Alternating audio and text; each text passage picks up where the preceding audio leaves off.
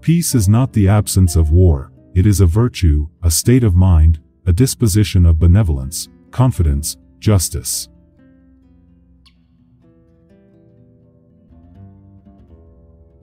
Be not astonished at new ideas, for it is well known to you that a thing does not therefore cease to be true because it is not accepted by many. There is no hope unmingled with fear, and no fear unmingled with hope.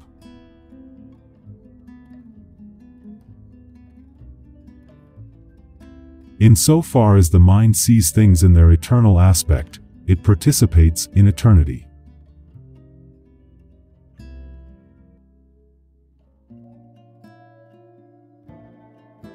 Do not weep.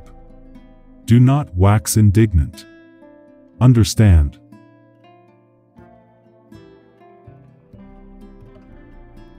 I have made a ceaseless effort not to ridicule, not to bewail, not to scorn human actions, but to understand them.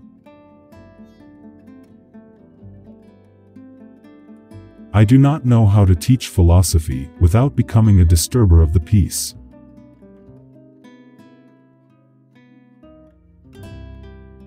The endeavor to understand is the first and only basis of virtue.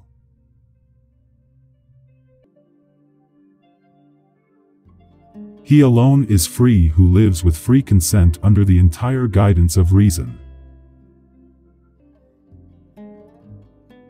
Those who know the true use of money, and regulate the measure of wealth according to their needs, live contented with few things.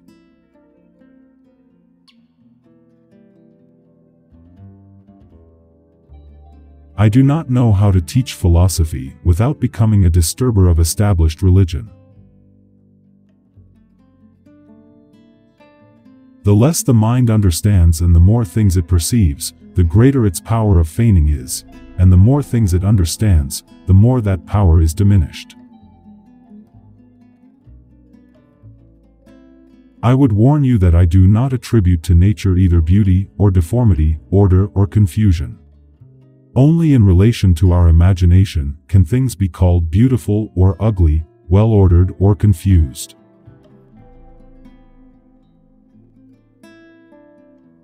No matter how thin you slice it, there will always be two sides.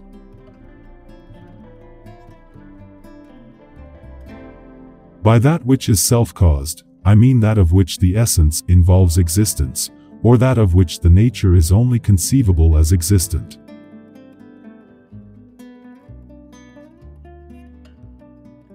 The highest activity a human being can attain is learning for understanding, because to understand is to be free. I saw that all the things I feared and which feared me had nothing good or bad in them save in so far as the mind was affected by them.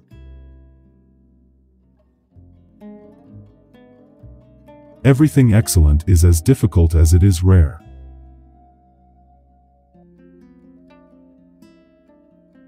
Men are mistaken in thinking themselves free. Their opinion is made up of consciousness of their own actions, and ignorance of the causes by which they are determined.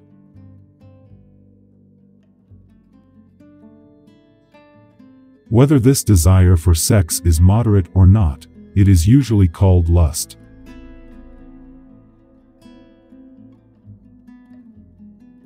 When a man is prey to his emotions, he is not his own master.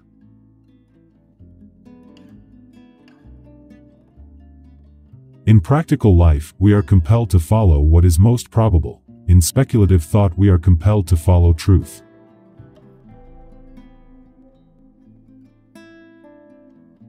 Pride is pleasure arising from a man's thinking too highly of himself. Emotion, which is suffering, ceases to be suffering as soon as we form a clear and precise picture of it.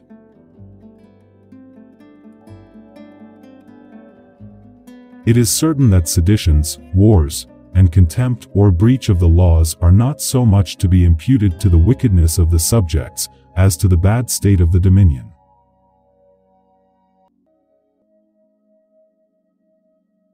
Self-preservation is the primary and only foundation of virtue.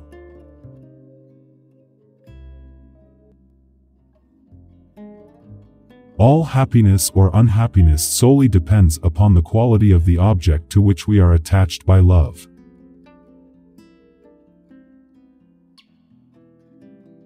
None are more taken in by flattery than the proud, who wish to be the first and are not. A free man thinks of nothing less than of death, and his wisdom is a meditation, not on death, but on life.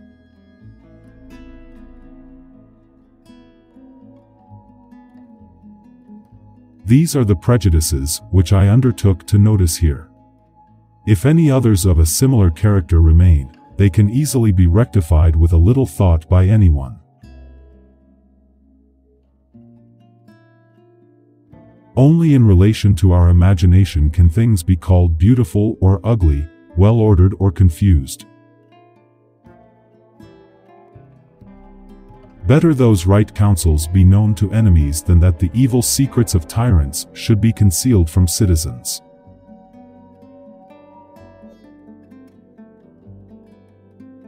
The mind of God is all the mentality that is scattered over space and time, the diffused consciousness that animates the world. We feel and experience ourselves to be eternal.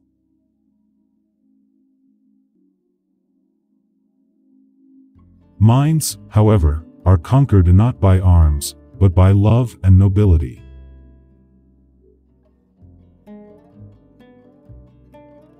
I call him free who is led solely by reason.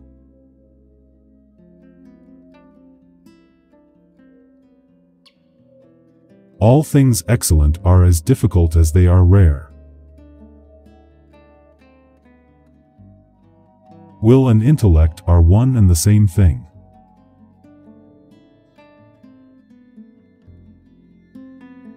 Blessedness is not the reward of virtue, but virtue itself.